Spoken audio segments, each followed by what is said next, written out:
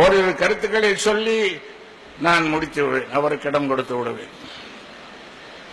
அவுரங்கசீப் கோயில்களை எல்லாம் இடித்தார். 800 ஆண்டு காலம் முஸ்லிம்கள் ஆண்டிருக்கிறார்களே, அவர்கள் கோயில்கள் எல்லாம் இடித்திருந்தால் இன்றைக்கு பழமையான கோயில்கள் இன்றைக்கு வரைக்கும் நிற்கின்றனவே, எப்படி இவை மிஞ்சின? வாழால் பரப்பப்பட்டது என்று சொல்கிறார்களே, 800 வருஷம் ஆண்டிருக்கிறார்கள் முஸ்லிம்கள். இன்றைக்கு வாழால் பரப்பப்பட்டிருந்தால் இந்திய நாட்டிலே எல்லோருமே முஸ்லீமாக இருந்திருக்க வேண்டுமே, ஏன் இல்லை? பெரும்பான்மையாக கூட இல்லையே, ஏன் சிறுபான்மை? தலைநகரமாக இருந்த டெல்லியிலேயே பெரும்பான்மையாக இல்லையே, ஏன் சிறுபான்மை? எவ்வளவு பொய்கள்! அண்மையிலே மதுரை ஆதீன வரலாறு ஒன்று வெளியிட்டிருக்கிறார்கள். மதுரை ஆதீன வரலாறு.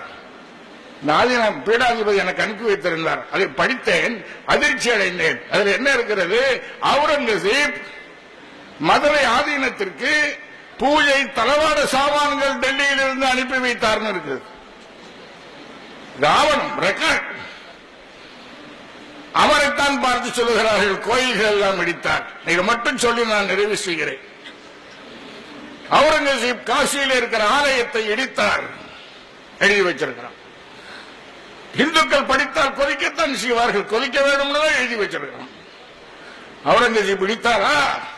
ஆம், இடித்தார். ஏன் இடித்தார்? அதை சொல்ல மாட்டான்.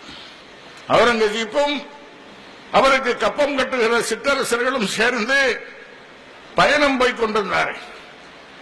காசியை நெருங்கும் பொழுது இந்து மன்னர்கள் சொன்னார்கள், மாமன்னரே, இது எங்களுடைய புனித தலம், எங்களுக்கு ஒரு நாள் இங்கே நீங்கள் ஓய்வு கொடுத்தால் நாங்கள் வழிபட்டு விட்டு வந்து விடுவோம் சொன்னார். அந்த அவுரங்கசீப், மத வெறியர் என்று சொல்லப்படுகிற அந்த அவுரங்கசீப், தாராளமாக நீங்கள் வழிபட்டு வாருங்கள், ஒரு நாளைக்கு நான் இங்கே தங்குகிறேன் சொன்னார். அப்படியே எல்லோரும் வழிபட்டு விட்டு வந்து விட்டார்கள். மாலை நேரம் திரும்பி விட்டார்கள். ஆனால் சோதித்து பார்த்த பொழுது ஒரே ஒரு ராணி திரும்பி வரவில்லை. தேடி பார்த்தார்கள், எங்கும் கிடைக்கவில்லை. கடைசியில் மன்னர் அவுரங்கசீப்பிடத்தில் முறையிட்டார். மன்னரே, ஒரு ராணியை காணோம், நாங்கள் தேடி பார்த்தோம், கிடைக்கவில்லை. உடனே போர் வீரர்களை அனுப்பி அவர் எங்கே இருந்தாலும் தேடி கொண்டு வாருங்கள்னு அவுரங்கசீப் அனுப்பினார். தேடி கண்டுபிடித்தார்கள் அந்த ராணியை. எங்கே தெரியுமா? காசி ஆலயத்தினுடைய கர்ப்ப கிரகத்திற்கு கீழே ஒரு நிலவரை, அந்த நிலவரையில அந்த ராணி நிர்வாணமாக உட்கார்ந்து அழுது கொண்டிருப்பதை கண்டார்கள். அந்த கோயிலினுடைய பூசாரி இந்த ராணியை கடத்தி சென்று கோயிலுக்கு உள்ளேயே கர்ப்ப கிரகத்துக்கு கீழேயே கர்ப்பம் உண்டாக்குகிற வேலையை செஞ்சது.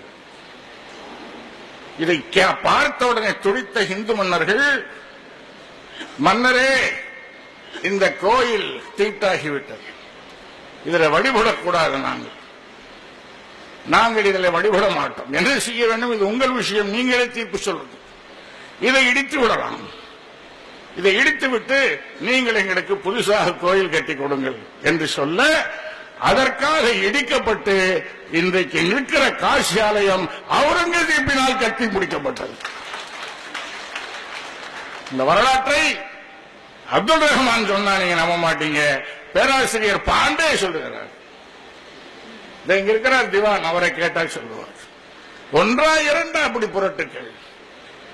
எங்களை பயங்கரவாதி என்கிறான், அந்நியன் என்கிறான்.